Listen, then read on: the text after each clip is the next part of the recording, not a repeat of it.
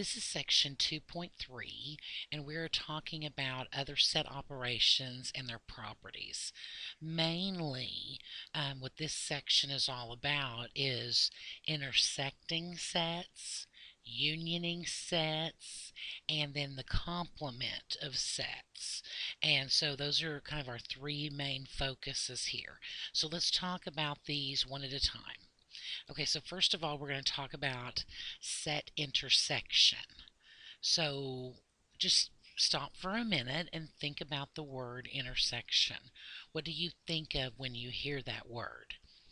Well, I don't know about you, but the first thing that comes to my mind is the intersection in a road.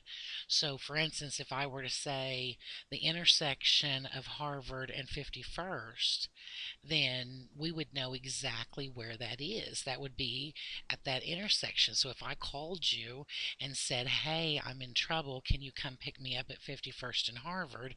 then you would know exactly where to meet me.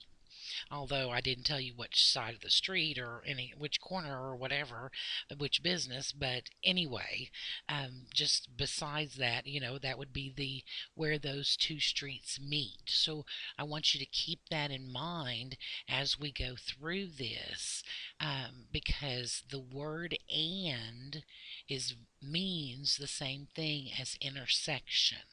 And you see the word "and" in a lot of other things also. Sometimes you see it in inequality statements or in equality statements, when we're having to graph things. So it's important to understand what the word "and" means. So that is an intersection, and it is where two sets meet. The symbol for intersection is this upside down U here. So if you see something like A and then that weird symbol B, it literally means A intersected with B. So what that looks like visually is in Venn diagram form is this. So here we have our greater set that we've called U for the universal set.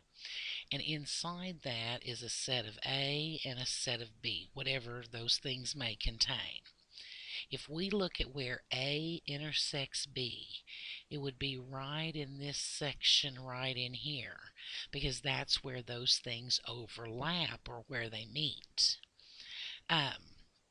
Now, if for some reason the two sets are completely side by side and they don't have anything in the middle of them, then we would have to say the intersection is the empty set.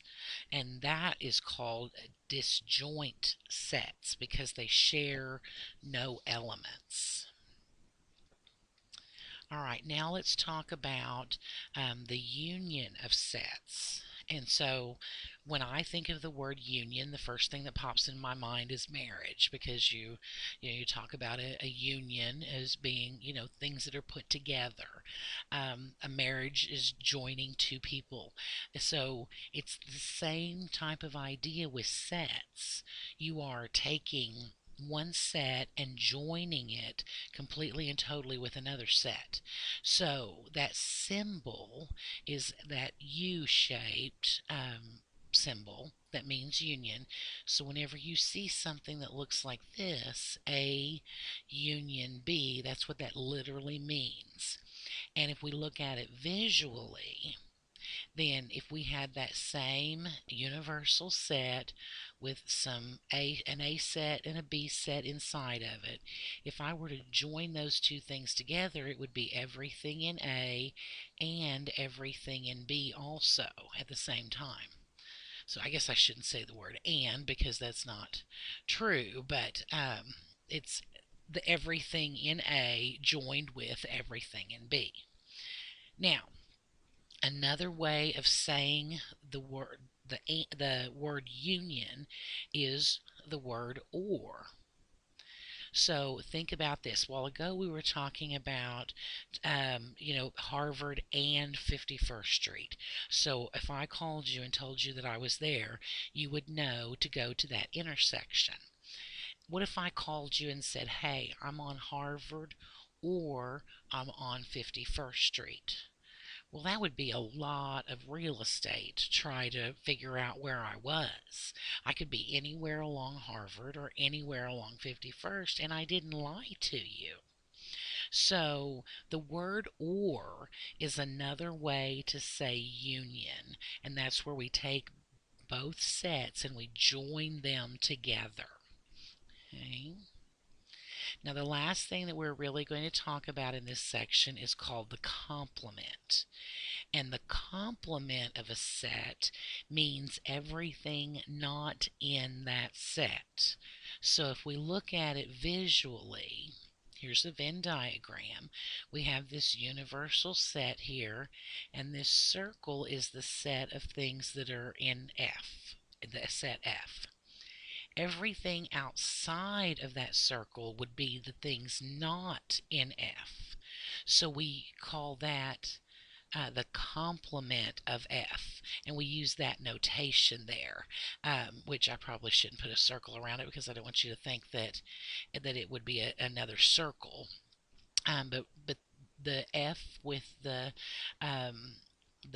line above it, and so I put on here, we use the symbol, whatever the set's name is. It could be A or B or whatever, with a line over it. Or in some books, you'll see whatever the set's name is with a little tick mark. So in this case, we could write that as F and then the little tick mark. We usually call that prime, F prime. So that means the complement of set F. Now, our textbook is going to use this notation where we use the line over F. Okay, so we now have talked about what an intersection is, what a union is, and what a complement is. So hopefully you have those concepts kind of in your mind and start mulling them over, because now we're going to start doing some examples.